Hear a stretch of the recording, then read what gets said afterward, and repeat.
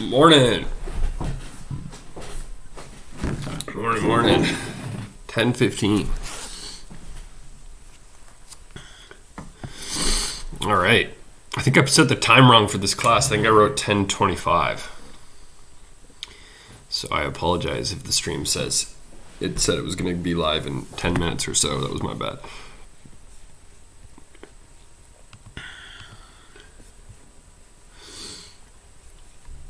Morning, Cam. Morning, Walkers. Morning, Benny. Holy, y'all are having a conversation. Hey, Bassett. Hey, Jerry. Hey, Kathleen. Welcome back again.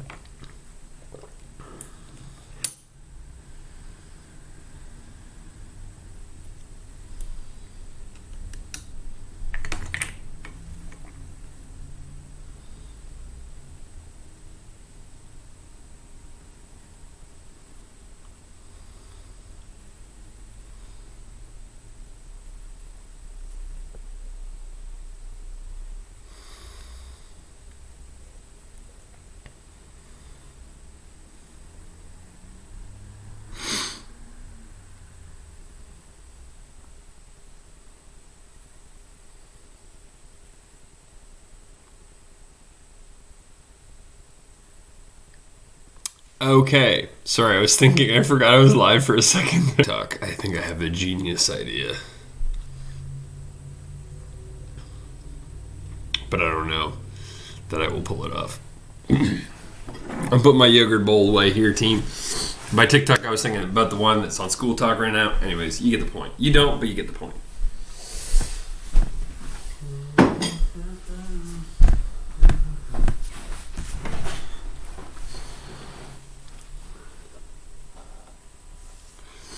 Alright, let's do some attendance here.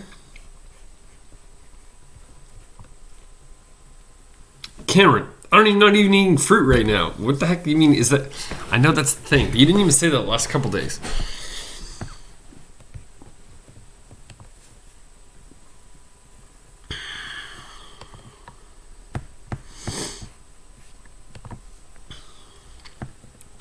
Alright, so Paula is here.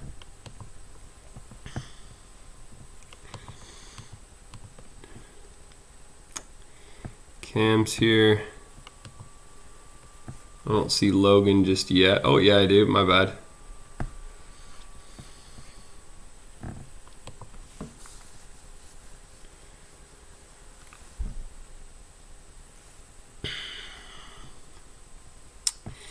Ozzy's here. Awesome. There he is. Ty is here. Jerry's here. Wendy is here. Morning, Lenice.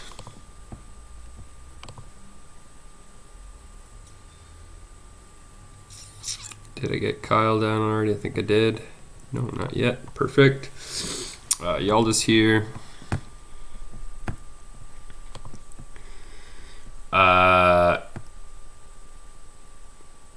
Jerry, you're funny.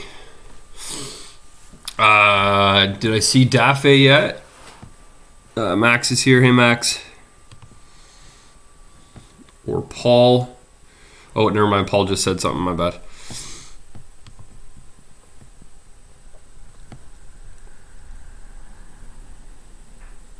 Batten's here. So I don't see... maybe I gotta go back. There was a lot of messages at the start. 1 second.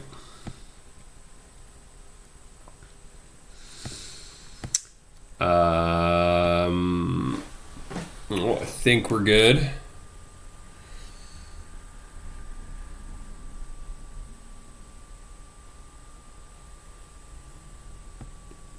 Liam's sick.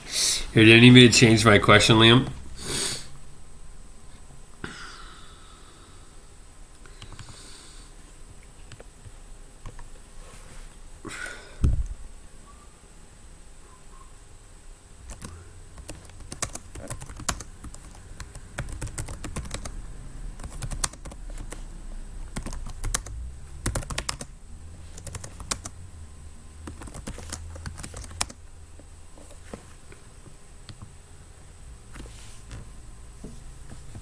That's better. It's not, but... Oh, Canada. I have that song on repeat, dude. Loving it.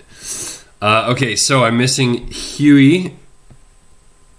And again, maybe I missed you, so I apologize. There's a lot of names and people not in our class right now in here. So, Hugh, Zoe, Bassett, David, and Josh. So if either of those guys show up,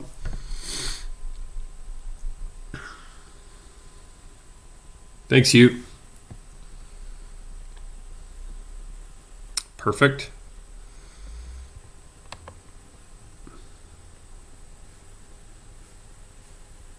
Bassett is here. Hugh, are you physically okay? You seem to be very upset.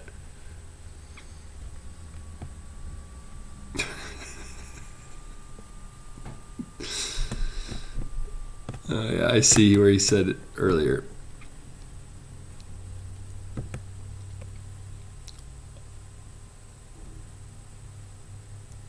Okay, so I got Bassett as well. So just, anyways, Zoe, David, and Josh. Cool.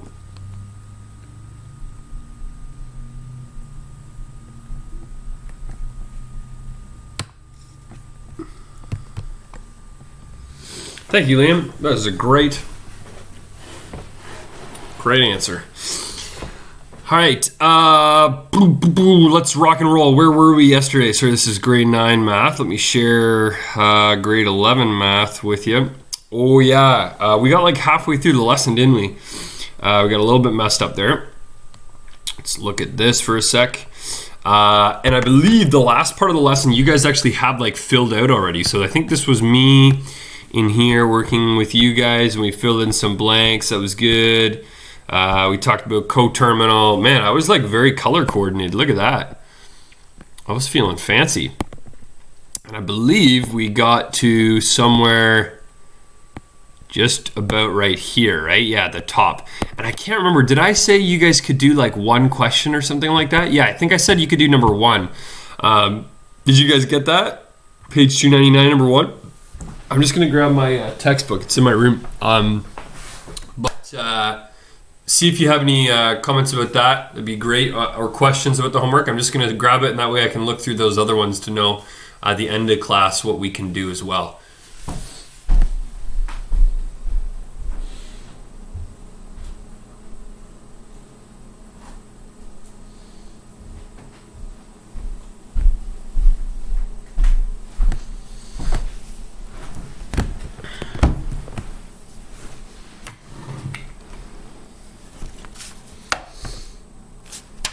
All right.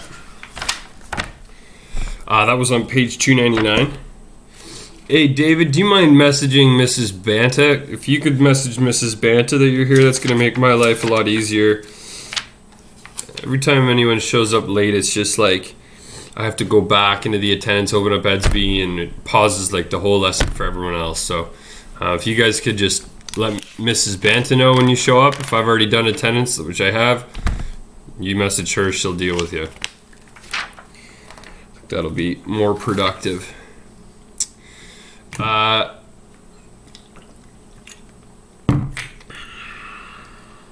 So 299, number 1 said, if you can get the trigonomic ratio for that specific angle, so like sine, cos, tan, or whatever it would be, like calculate it.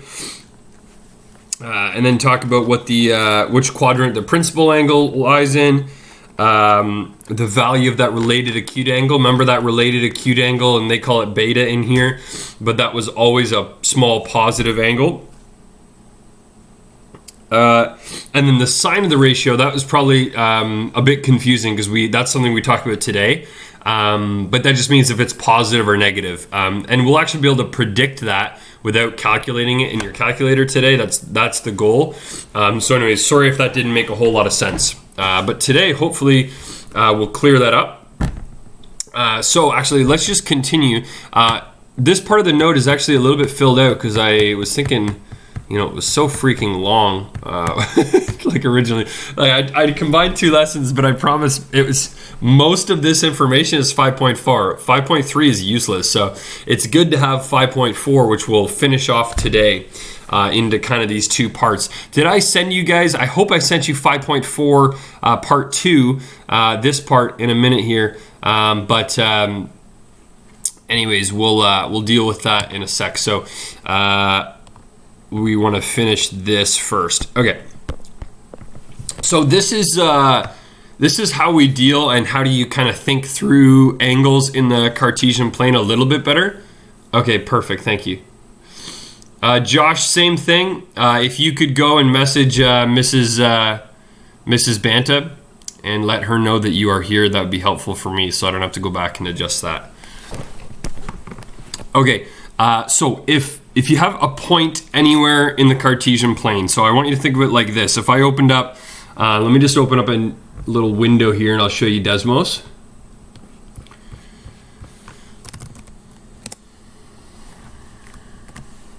And if we look at Desmos and I give you any point, let's just take the point. Well, what does this one say here from the note? I don't even remember now. Oh, it doesn't actually give you a point, but let's just take the point like 3, 4. Okay, so that point's up there, whatever. You can actually think about this. Like, remember we said that the principal arm is always here. I wish I could almost draw. I think I can draw on this. Anyways, it doesn't matter. But the principal arm, right, is where it begins. It's always along this positive x-axis. And so if you think about, we're going to relate angles to the Cartesian plane, this plane in a second here. But if this makes like a line that goes through there, so if I was to take, a line, and I wish I could have it so, and I think maybe you can actually, so y is equal to 4 over 3 x, and then let's just make it so it's, I think you can go and use these, so it's x is greater than 0. Yeah, okay, sweet. And then, right, I'll just take I'll make your principal angle principal initial arm. I don't know why I'm thinking principal arm. Initial arm, sorry. And that is y equals 0. And sorry, I'm just drawing these so that you can see them a little bit better. This would be x is greater than 0. Hopefully this isn't adding confusion. And let's make that a better color there.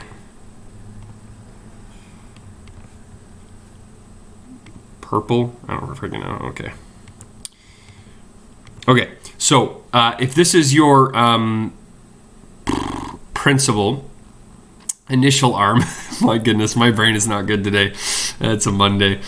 And if you have a terminal arm where it goes around and it meets wherever that point is, okay, wherever that point is up there. That's going to be an angle, and we're going to actually be able to take that point and figure out what the angle is. We're going to learn how to do that.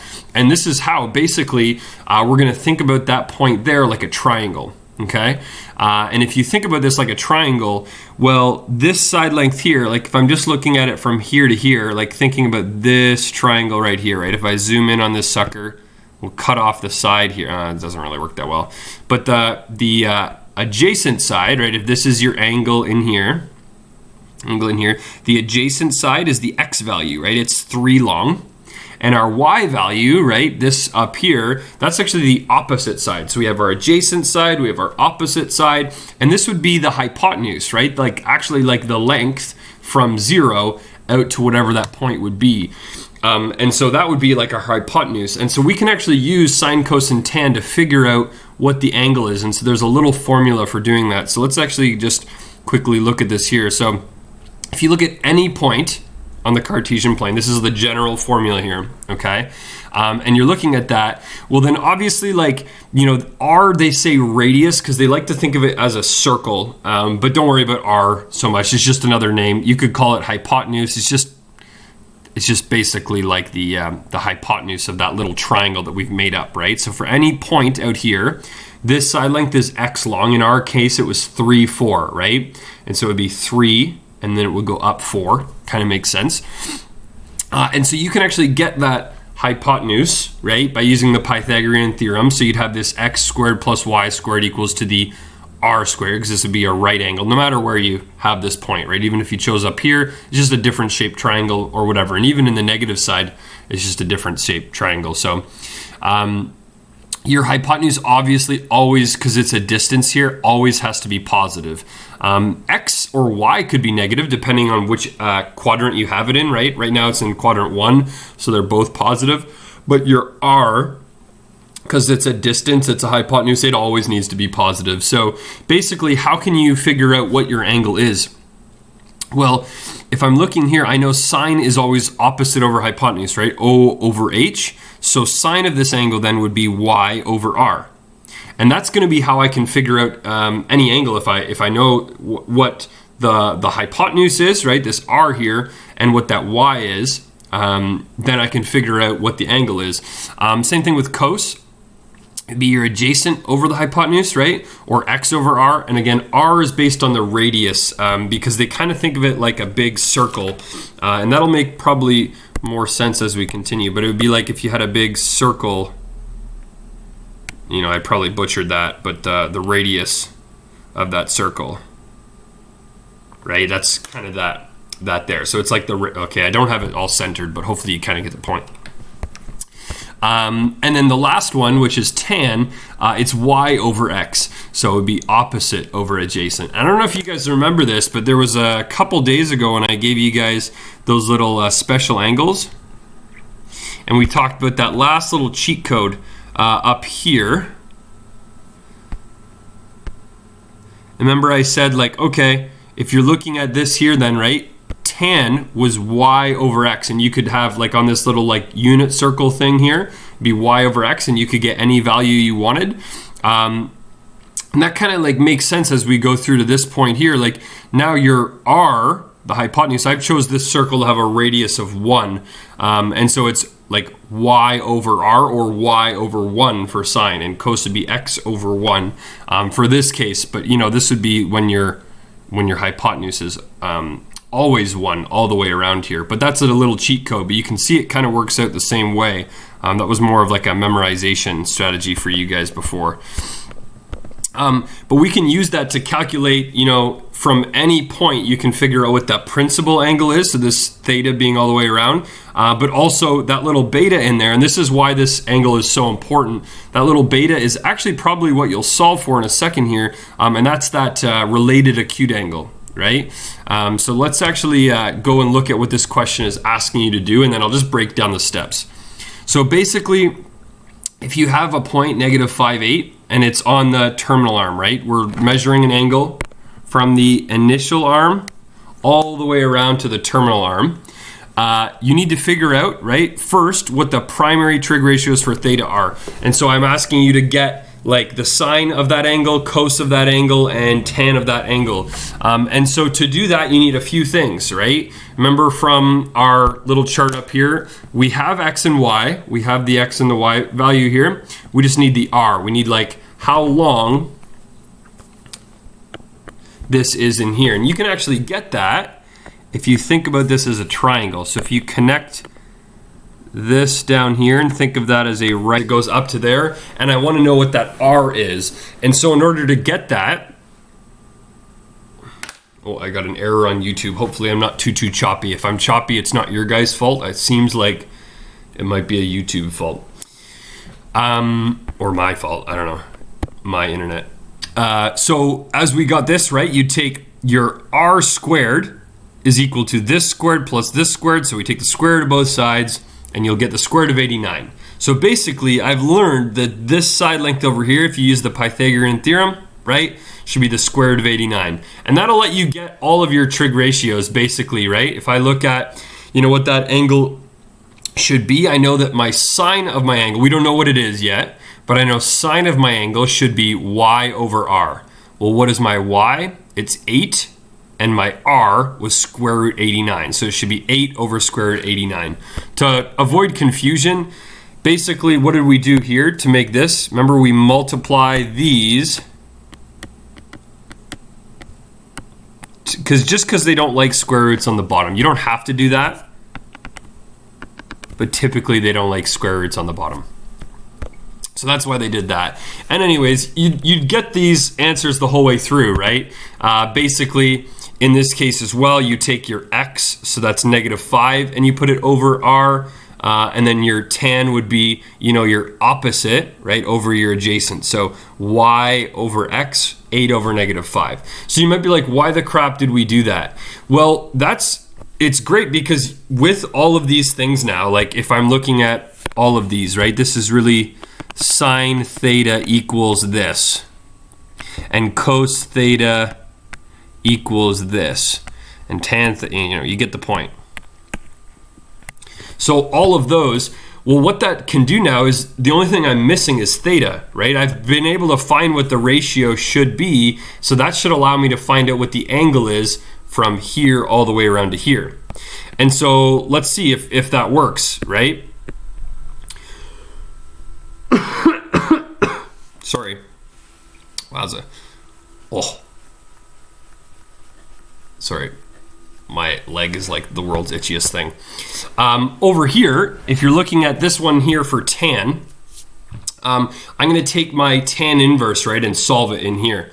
So if I go into my calculator, I'm going to do this one first. I know the note is saying something a little different, but I want to explain that in a minute.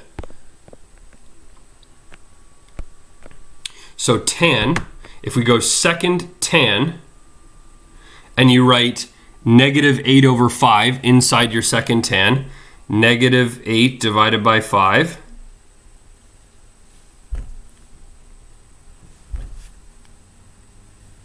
Sorry, it's going to give me this crazy answer in here. Be -58 degrees, which is clearly not true.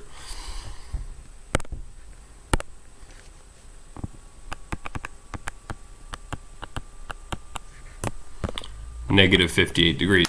Okay, so that might be a bit confusing. Let's check this second one.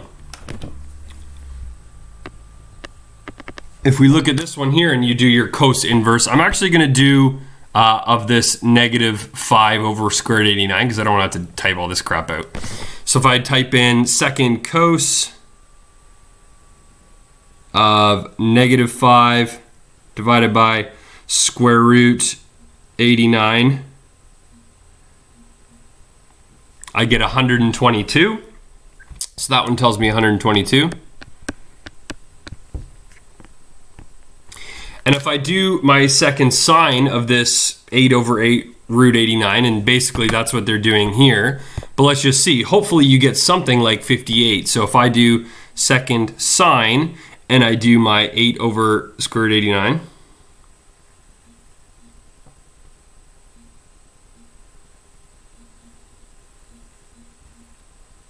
yeah, I get 58. So it's a bit weird, and you might be confused because we should have the same answer, right? We have the same trig ratio, but I have 3 different answers. I got 1, 2, 3, and you're like, what the heck?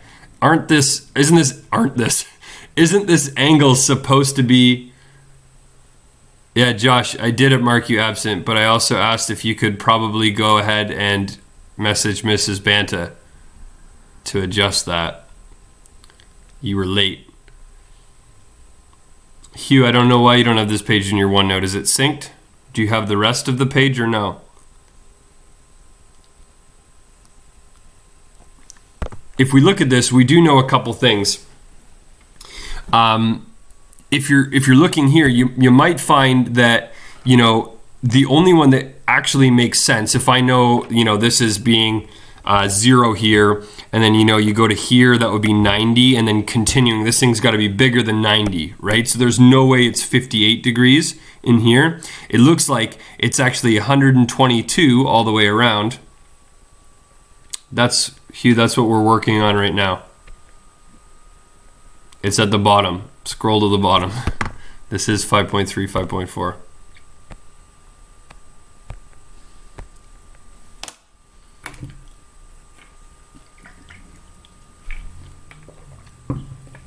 Good.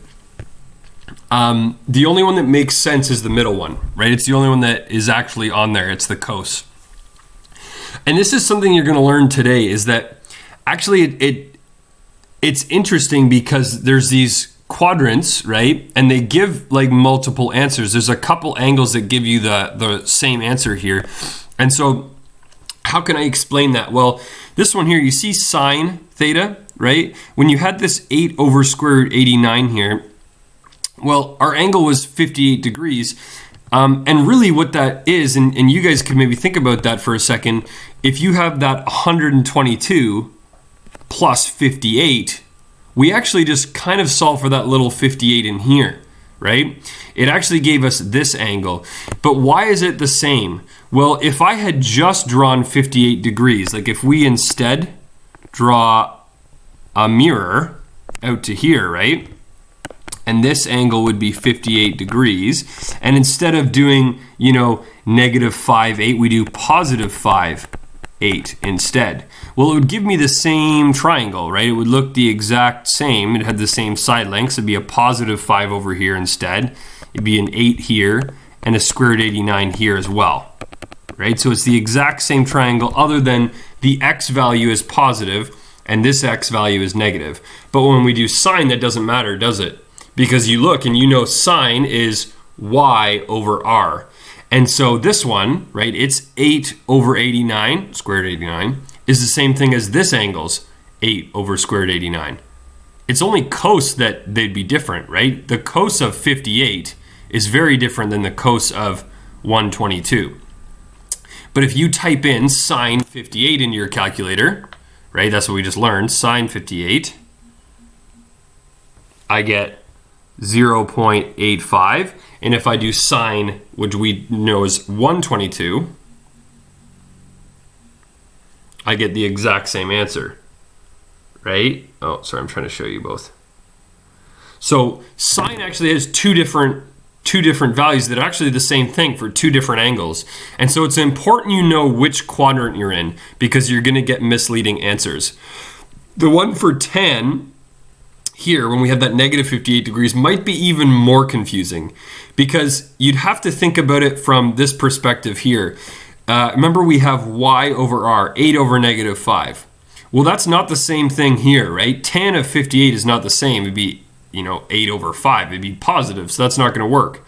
And if it was down here in this quadrant, right, we'd have opposite, so it'd be, it'd be a negative 8, and it'd still be a negative 5. So again, the tan in this quadrant would be positive. We're going to learn more about that today. But then over here at negative 58 degrees, like if you had extended it back into this quadrant, the tan of that one would be the same because we would have a negative y, right? So negative 8 over positive 5. Oh, that's the same thing as, positive 8 over negative 5. It's just the negative has flipped upside down. So that's your only difference on those ones there. Would be that big kind of flipperoo. So you have to just, in terms of this question, to simplify things, you have to be able to see which one's the right answer. None of them are necessarily wrong. Your calculator is not lying to you here, but you just have to use your brain to think about, which of these three makes the most sense. Now here, they've kind of done this confusing thing. This is why I went into my big explanation, but they've said, first solve for the related acute angle. Well, it doesn't always work like that, because if you were like, let's just solve for this same angle using cosine, this negative over, it actually gives you the full thing. So this logic actually doesn't really work. It's a nice cheap way of explaining things. But basically, you could go ahead and try to figure out, what that little angle is first-ish. If you basically make everything positive, it's one kind of cheapo way of doing things. But if you're kind of thinking through right here and you just to use all of these values, you can actually just go, which one makes the most sense? Well, it's this one that's 122 here, and that would figure you out. What they do here, though, is they do say, all right, let's just pretend this is a straight up triangle and make all three sides positive, because if you make all three sides positive, right, then you're going to have your 5, 8, square root 89, and then it won't lie to you. Basically, you'd be able to figure this out, right? If you were to solve for this angle, then all three of them would be the exact same. In this case then, right, if you do your sine or your cos or your tan, all three of these, just dealing with it like a separate triangle, would all give you this thing being 58 degrees. And then you just kind of have to transpose that little related acute angle onto here, and then you'd know, that helps me get my full angle, right? If I know that little thing as a special triangle, if I separate that idea as a separate triangle, it gives you the full thing. So treating all of them like a positive side length, like a positive triangle, will help you solve this and kind of make sense of things a little bit better. But this is why it's a little bit dangerous if you just throw on the exact values that you see here, because you're going to get three different answers. And we're going to learn more about that right now as we go into this thing called the cast rule, which tells you where things are positive and where things are negative. So let's actually go ahead and scoot over to that note. You should have that, hopefully. I'm not sure if I've sent that to you correctly. Do you have something called 5.4 part 2? Let me just open up, I don't know, I send stuff to Noah because just go down to here. Yeah, you should have that. So you should have 5.4 part 2 if you're all synced properly. So I'm gonna walk you through that, and hopefully this note will help make more sense of that little rant I just went on. So I apologize for that.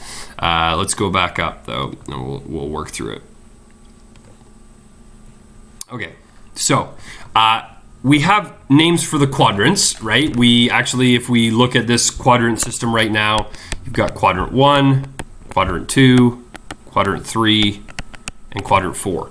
And if you remember kind of what I just talked about, well, if I think about this like a triangle, right? Any point to get our little angle in that thing, if you have x and y, remember, I'm just going to write this on the side, your sine, let me do a better drawing than this. That drawing was terrible. You have x, y, your sine,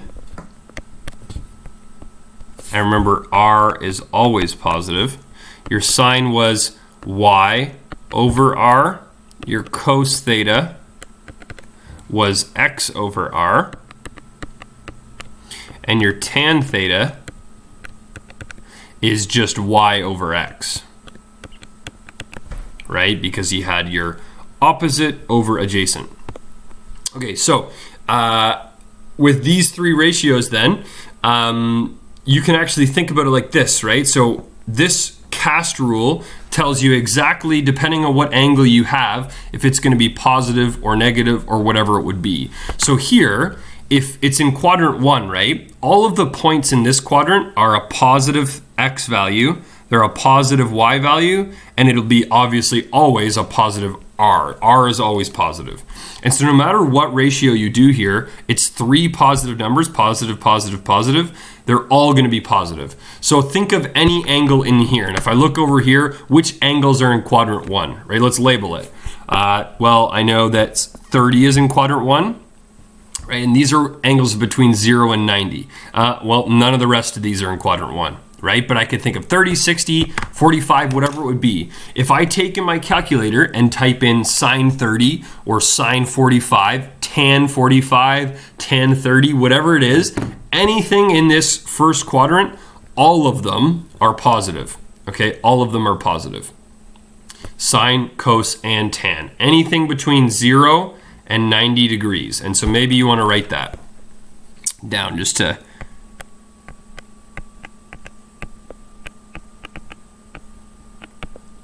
have that in your notes, right? So anything in that first quadrant, any angle between 0 and 90, all of them are going to be positive.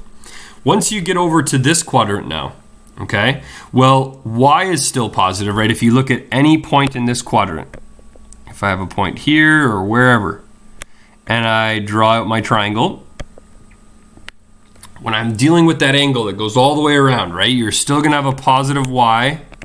You're still going to have a positive r value. The only thing that you're going to have as negative is your x value, a negative x value. So what's going to be, negative, what's going to be positive? Well, if I think about this angle and I do opposite over hypotenuse, right, that's sine. Sine is y over r. That'll still be positive. So you can see here, sine is positive. Okay, that makes sense. If I do cos, remember cos is x over r, or adjacent over hypotenuse. So that'd be a negative value, right? So cos in this quadrant would be negative. And what about tan? Should be opposite over adjacent, so y over negative x, that'll be negative, right? So in this quadrant, any angle between 90 degrees, get rid of those actually less than or equal to's. It should not be equal to, my bad. Anything from, remember it goes around clockwise like this. So anything from 90s, from 0 to 90, everything's positive. 90 to 180, only sine is positive. And you can test that because if we look here, right, so sine 30 just says state whether they're positive or negative. I knew that that one was positive because anything that lands in that first quadrant is positive. Now, which angles from this list are between 90 and 180? Well, this one here is in quadrant 2, and that would be about it, right? So cos being in this quadrant here, I know sine is the only one that's positive. If it's a tan or cos, I know it has to be negative. So that one's going to be negative there. And you can test that, right? If I go cos 100 in my calculator right now, if I type in cos 100, I see it's negative, and my negatives are a little bit weird and ugly, sorry, negative 0.2-ish, right? I get anything that's negative. But if I type in sine in that quadrant, like sine 170, right? If I type in sine 170, I don't even know what it is, I just know it's going to be positive. It's a positive. It's actually the same number. That's pretty cool. Anyways, you get your negatives and positives based on what quadrant they're in. So this is kind of like a thinking ahead. And this is important to be able to help solve something which we're going to do below. Okay. So this last quadrant, there's actually 2 more. But this quadrant here, the reason that tan is the only one that's positive is let me draw another triangle. Right? So if we have any point in this quadrant here, and again, it's been flipped like this, well, we still have that negative x, right? That thing hasn't changed. I could even label that closer. But now that point has been flipped. It's down, it's a negative y. The r, like I said, r is always positive. R always needs to be positive. Maybe I need to be drawing this a little bit darker here or something like that, so that way you guys can see a positive y value and a negative y value. So in this quadrant, let's see, sine. Remember, sine is y over r. Well, sine, negative y over r, it's going to be negative. So think of anything between, this is 180 and 270 now, right? As we're going around, right? This was 0 to 90, 90 to 180, 180 to 270. So anything in this quadrant for sine, right? If you go opposite over hypotenuse of like 200, 210, 190, whatever, even 260, it doesn't matter. Anything will be opposite over hypotenuse, and negative y over r, they give you a negative. For cosine, it's going to be negative x over r, right? Adjacent over hypotenuse. The only one that's positive is tan, because you have a negative y divided by a negative x. And so this quadrant, the only thing that is positive is tan. And so in this quadrant 3, I see that both of these here, right, both 190 and this 190 are in quadrant 3. This guy over here is in quadrant 4, so it doesn't matter. But these two here, the only one that's positive in that quadrant is tan. So if I type in cos 190, right, if we go cos 190, that should be negative, because tan is the only one that's allowed to be positive there. Not even looking at my calculator. Yeah, there we go. It's negative. But if we type in tan 190, I do get a positive answer. Right, I get a positive answer. So it's because it's in quadrant 3. This one is negative, and this one is positive.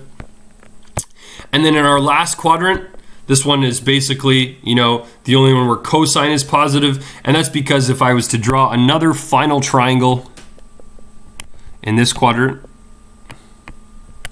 and have things all hashed out here, your r is still positive, right? I'll draw my positive r.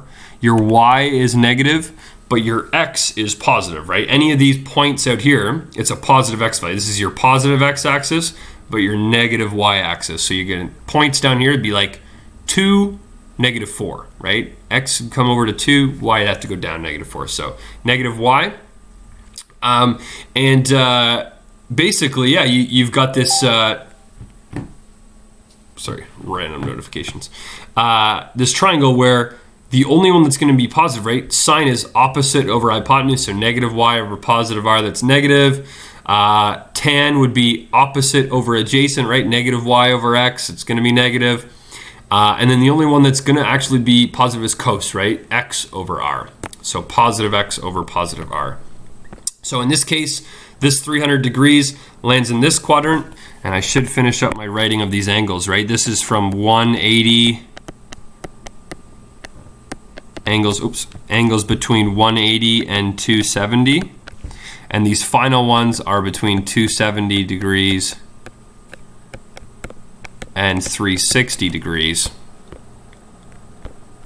So in those 4 quadrants there, and so yeah, you're able to figure out what it is in any quadrant. So this thing is called the cast rule. And you need to know this in order to be able to solve trig equations and basically to do anything. So remember a couple things. This is why this is a bit confusing. You've got quadrant 1, 2, 3, and 4, and they work counterclockwise like that. Well, the cast rule, it's just a way of memorizing it. I'll give you another one in a second, but it goes C-A-S-T, like this. It goes around counterclockwise. It's just one back. Right? The quadrants are 1, 2, 3, 4. Cast goes C-A-S-T, like that. And that's just to help you memorize in which quadrant your angle will be positive or negative. And that's important when we're going to go solve below. So there is 2 quadrants, right, where we would have something positive for sine. The 2 quadrants where it's positive for sine are up here. And that makes sense because sine has y, right? Positive y means positive sine, right? Up here, positive y. Down here, negative y. And that kind of makes sense. For cos, it's x. These are where you have your positive x values, right? And cos is positive in this quadrant and this quadrant. That makes total sense. Tan, right, is y over x. And it's kind of like the opposite ones here, right? It's when you have a positive x and positive y and a negative x and negative y. But if I'm looking for negative cosine, right? Negative angles where, we get a negative cosine, we're going to get it over here and over here. Okay, so with cos 300 then, I do know because that's in quadrant 4, that is the C quadrant. Sorry, I was supposed to keep those the same color. Let's erase that and clean that up a bit. I do know that that is going to be positive. Okay, Another way, somebody told me this last year. One student's like, I don't like that it's called the cast rule. I think stack is better. So they call it the stack rule because they're stacked on top of each other. So STAC. I don't know how you want to memorize it. It doesn't matter to me.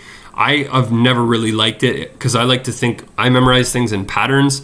So the fact that this goes 1, 2, 3, 4, I don't like that cast has always gone like it starts in the bottom corner instead of the top corner.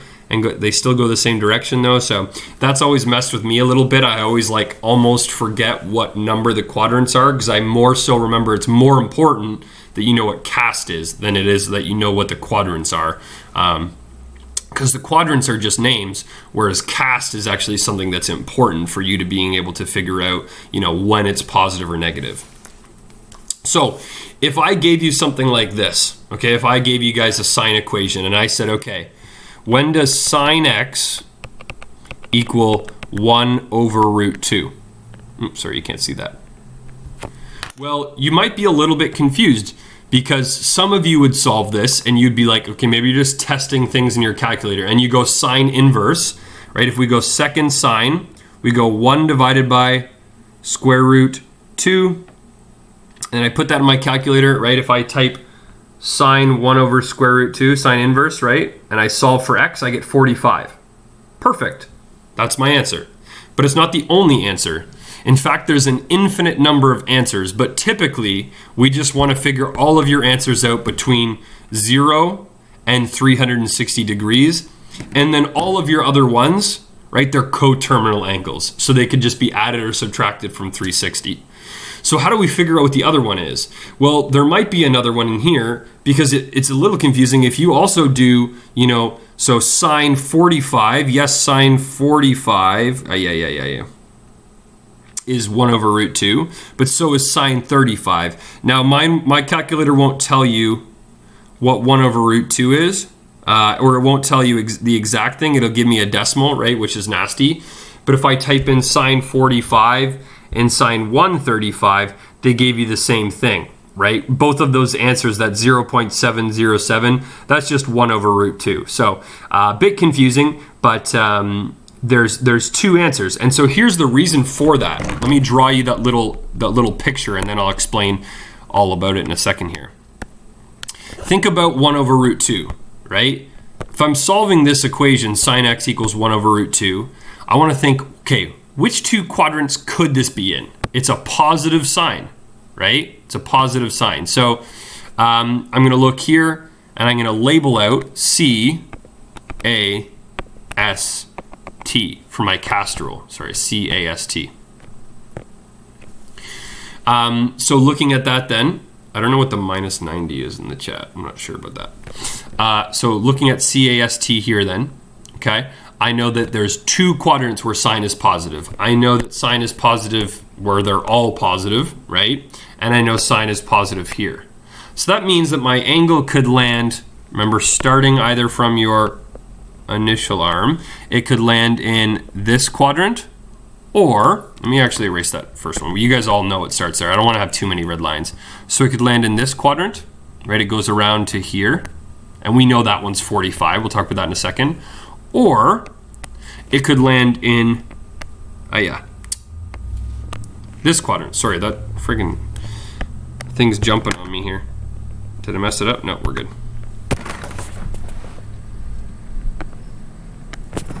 All right, I don't know why my thing is not letting me draw a decent line. Just pretend it's the same, okay? And so what you do is you go, okay, well, if it's this one here, and that's the one I solve for, think about this as a triangle. So sine of theta, remember that's our angle, or x.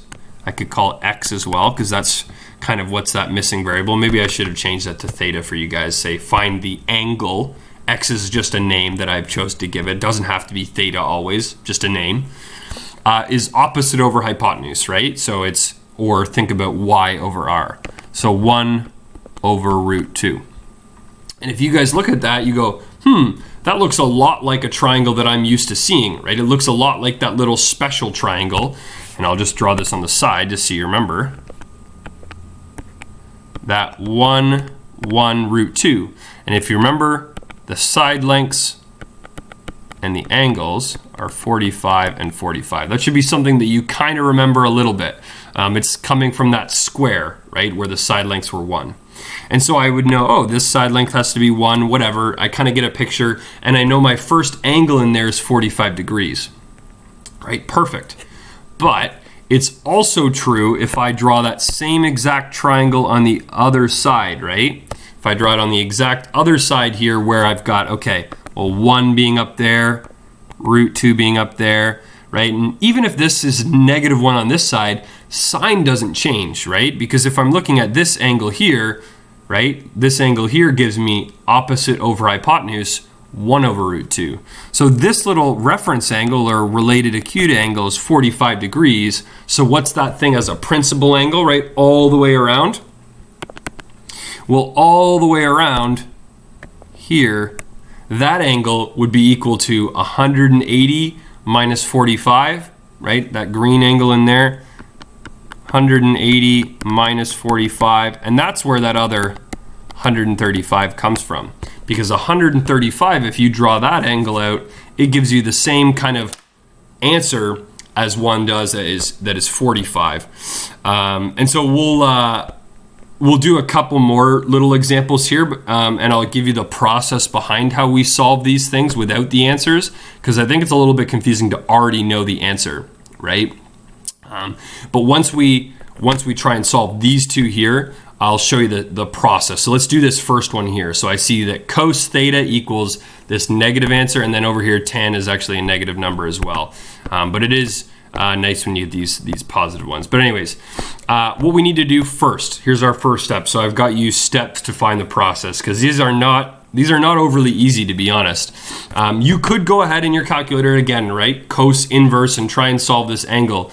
But it's just not the best way, because you're only going to get one answer. And there's always two answers. Okay, there's always two answers here. So we're going to basically, sorry, my mouth is so dry. I've talked a lot today.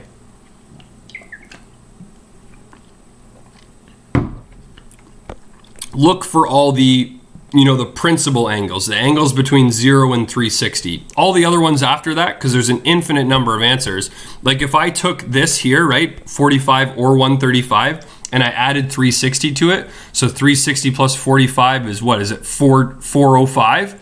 So if I type in sine 405, I get the same answer as all those other ones, right? Sine 405, same exact thing again, right? And if I add 360 onto that and 360 onto that, there's an infinite number of answers that give me x for 1 over root 2, but I'm just looking for the two principal ones, the ones that are between 0 and 360. So they can't be negative, they can't be bigger than 360. We're looking for the two that are.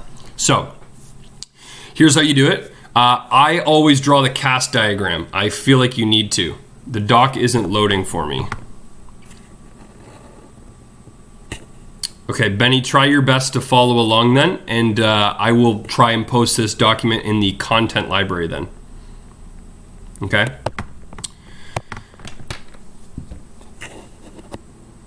So what I want you to do is draw out your diagram here. You don't have to, it doesn't have to be perfect. I don't need to have X, Y, and little numbers on it. It's a sketch. It's a really rough sketch. Okay? And what I always do to follow step 1, it says identify which two quadrants the acute reference angle, so that little reference angle, will be in, whether it's going to be positive or negative. So thinking about our cast rule, right? I see cos is negative. So it can't be in this one or these ones, right? Because these two triangles, you're going to have a positive cos value. So I know that it needs to be, I'm going to draw two triangles in these two quadrants, okay?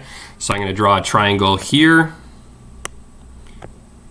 and I'm going to draw a triangle here. And normally they're the exact same, just like a reflection of each other. So you're always going to do that. So I know it's going to be in I know it's confusing, but this is quadrant 1, 2, and 3, okay? So I know they're going to be in these two quadrants here, and that's step 1. And then basically step 1 is identify, so we know they're in these two, because these are the negative cosine.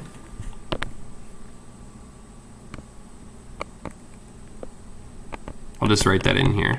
Negative cosine. So it needs to be in quadrants, 2 and 3. And then you draw your little triangles on there.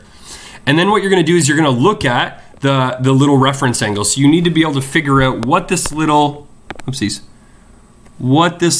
related acute angle is, this little reference angle, sometimes it's called, in there. And it should be the same. Like this angle in here should be the same as this angle here. And we use that to try and find what the principal angle is, right? There'll be 2 principal angles in the end. The first one being here, and the second one coming all the way around to here. But we'll deal with those in a second. We just want to figure out what that little angle is between the x-axis and our terminal arm first. So we're going to find the related acute angle for both of those. So for cosine, if I'm looking at either here or the other triangle, let's deal with the top triangle first, right? Just this top one. So I know that cosine of this angle is adjacent over hypotenuse, or x over r. So this is going to be negative square root 3 over 2, okay? Negative square root 3 over 2. And so what I like to do is I like to, again, take my little triangle here and think about it like a special triangle. You guys hopefully, and unfortunately with this online stuff, I don't give you enough practice to lock this in your memory. So that's one of the downsides of the online teaching and keeping you guys semi-sane, is that we can't have this you should right now be able to recognize that that's root 3, 2, and then you should know, oh, I remember that triangle. It's the root 3, 2, 1 triangle where the angles are 90, and if you remember the other two, they should be 60 and 30. It's that special triangle that we took that, remember that equilateral triangle, we cut it in half to get the 30, 60, 90 on there.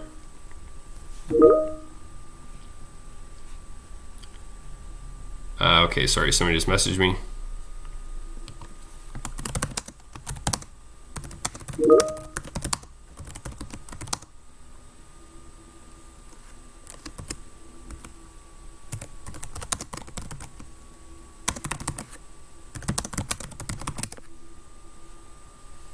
Okay. So that means that looking at this then, your angles here, right? If we're looking at this angle, I know that this one across from it should be side length of 1. Oh, dang it. I changed the color.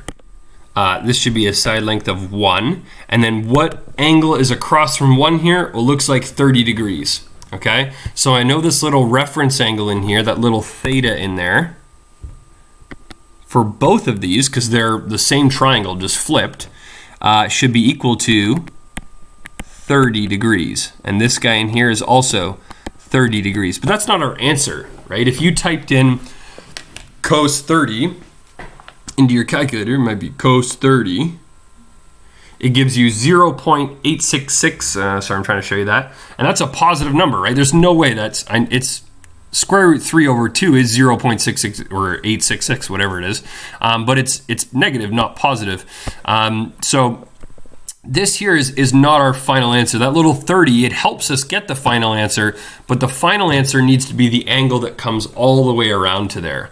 So your first angle would be from here to here, okay? And your second angle would be from here all the way around to here. So I typically call them, theta 1 for our first answer, and then this one that goes all the way around would be theta 2. And so here's how you get these then. So part 4 basically says, rewrite the acute reference angles as an angle in standard position. So how can I make, knowing that this little angle in here is 30 degrees, how am I going to be able to figure out what the angle all the way to here is? Because that's the actual angle, right? Well, I know that a full half circle, that's a weird way of saying that, half a circle, right? Skateboard tricks, is 180 degrees. And so if this is 30 in here, our first angle, theta 1, would be 180 degrees minus that little wedge of 30. And that's going to be 150 degrees. Now let's check and see if that makes sense. Well, first of all, let's figure out what negative square root 3 over 2 is as a decimal. Negative square root 3 divided by 2. If I type that in, okay, it's going to give me negative 0.866. Okay, so that's what we're trying to get. Let's see, does cos of 150 tell me that? Cos of 150, if I type that in and press enter, right? It's the exact same thing as negative square root 3 over 2, right? It's not just 30. 30 didn't work, right? It gave me a positive answer, but 150 works. So that's how we got that one. We took 30, right, and made sure it was the angle in this quadrant, so it goes, 180 all the way around, but then back 30. And then this second angle here, right, it's going all the way around half a circle, so 180 degrees, plus this little 30 in here more, right? So it's 180 plus 30. So that second angle is 180 plus 30. So your theta 2 is 210 degrees. Now, does that make sense? Again, I'm going to go cos 210. And if I type that in, that's what I want. Right? It's exactly the same thing. So those are our two angles. And they're the only angles between 0 and 360 that are going to give me that negative square root 3 over 2 bit in there.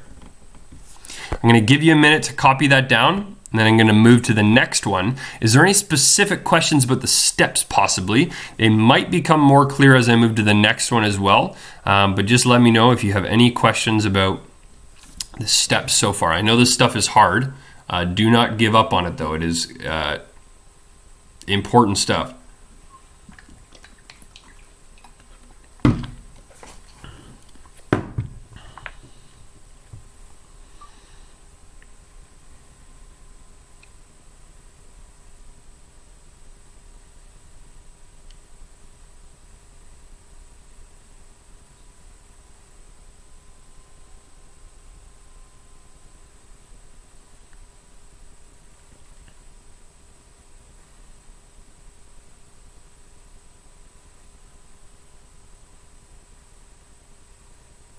Okay, no questions yet. Maybe it just means I've lost people because there should be questions. I forget who said it. I think it was like Mr. Whitfield. I thought it was like a really good comment though, because we were talking about, yeah, Ty, it's definitely possible. It automatically saves. But yeah, there was another couple days ago that didn't save. But yeah, anyways, his Bible class, they weren't like giving too many questions for him. He's like, do you guys have any questions, whatever. He related to something his math teacher said in university, which I thought was really cool. His math teacher in university said, because his class didn't have any questions about it. It was just like this class that like sat back and was too quiet. And he was like, if you don't have any questions, you're not thinking about it hard enough. And I thought that was really neat. You haven't really thought about it. You just like are not thinking that you need to solve this on your own. If I told you to solve this right now, could you do it? So maybe try it. So for me, this is what I would do if I were to solve it, right? We need to follow our steps. So you need to determine which two quadrants, because there will be two, tan is going to fall into. And now this is a negative tan. So again, I always...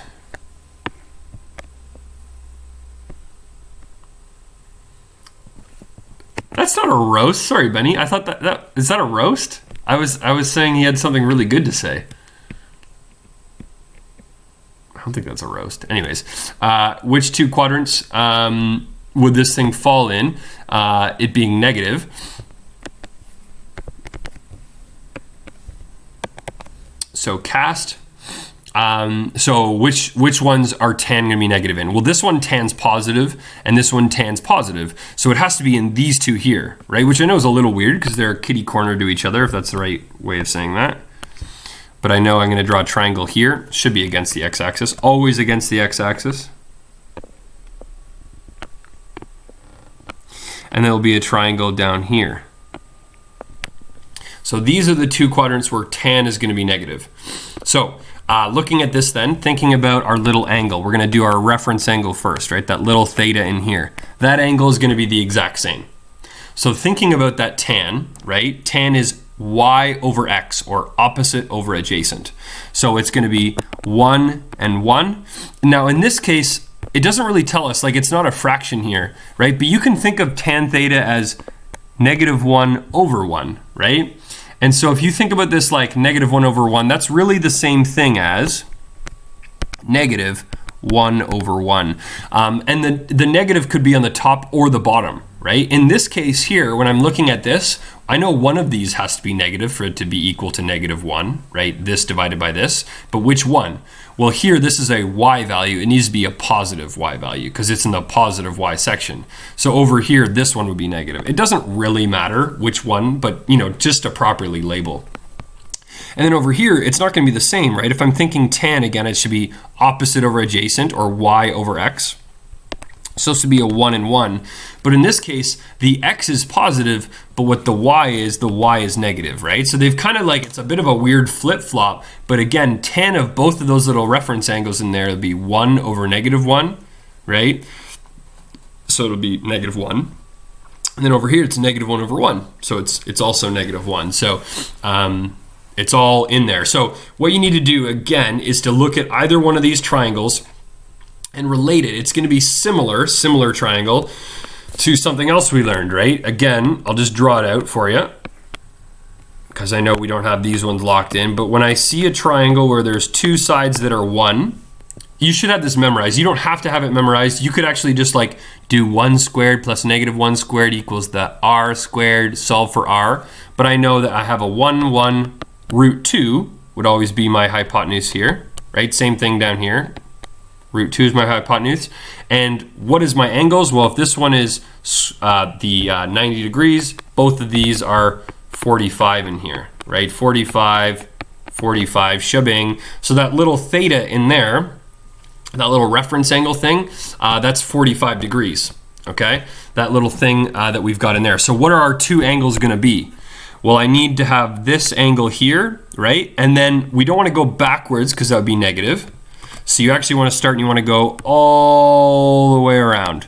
So I'll say that this little one in here is θ1, and the one that goes all the way around would be θ2. So what are our two angles going to be then? Well, the first one here, right, if this is going to be 40, oh, that was supposed to be a highlighter. If this is going to be 45 in here, and this is going to be 45 in here, we can use that to our advantage. So our first angle, this θ1, right, that's just this one in here. You pretty much are always like adding or subtracting from 180 or 360 to figure out the angle. So because those are our axes, right?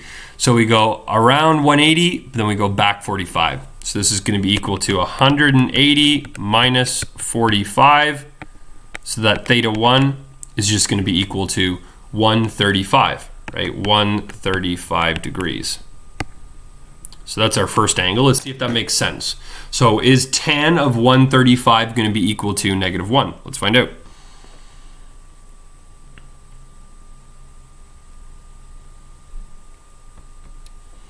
Tan of 135. Hey-o, there we go. -1. All right, so if we know that's -1, how do we get the next one, right? It wouldn't be 180 plus 45. That was the other one over here, right? That was a little bit different. Actually, this one was 30. It doesn't matter anyways. But that 135, it wouldn't be plus 135. It's going to look like a little different, right? This θ2 that goes all the way around is going to be all the way around would be 360. I was going to say 160. So all the way around, full circle is 360. But we're going to go back a little 45.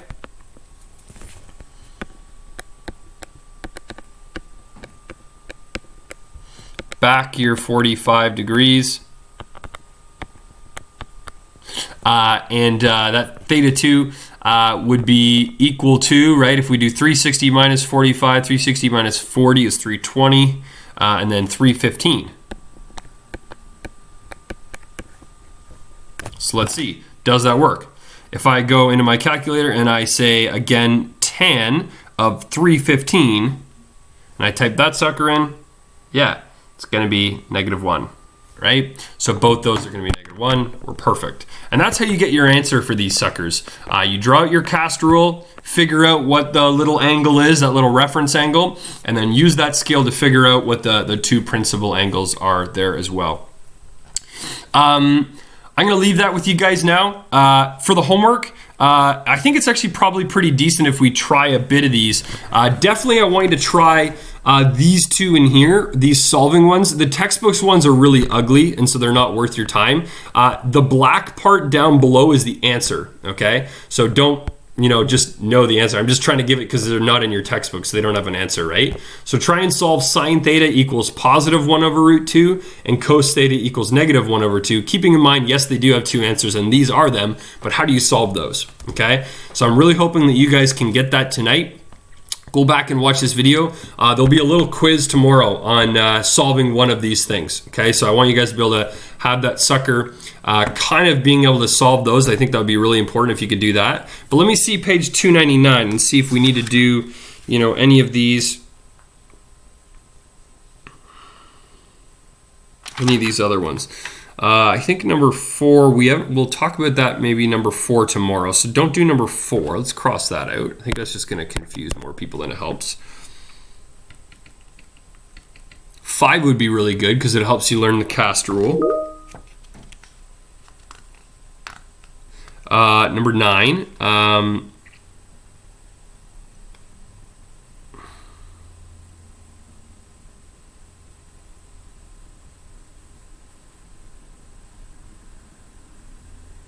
Number 9 is just like the solving ones to the right. So we'll just keep that out of the way. It's just ugly decimals. This is the one where I was saying I wanted you to do nice ones instead of ugly ones. If you need more practice, these are just decimals. So you could do this for more practice, number 9. It's just you don't use your special triangle. It's like you just have to do sine inverse to find out what the little angle is, which you could do already. It's just nice to have the special angle in there. And then number 15, what does that say? Don't worry about number 15. So I think if you try 5 and then you try a couple of those, and if you need more practice, try that number 9. Actually, we could just keep number 9 on there. I won't cross it out because you think, no, I'm just not going to do it. But anyways, that would be like the additional practice bit in there. Okay, it's 11:25, so you should have 10 minutes left. I want to be able to answer some questions before lunch. I just got to run to the bathroom real quick. But anyways, I'll be back on Teams in a minute. If you missed something, feel free to rewind this and rewatch just in case you did not have all that down. All right, I'm going to stop the video there, team. Good luck trying some of this stuff tonight. And we'll hopefully be able to do that little quiz tomorrow. We'll have one of these kind of questions. I want you to draw your little cast diagram, solve for the two angles exactly like how I've done it below there. So you should be able to get that sucker all done. All right, Benny, you needed this. It wasn't syncing, so I'm going to post this note in the. So let's go copy.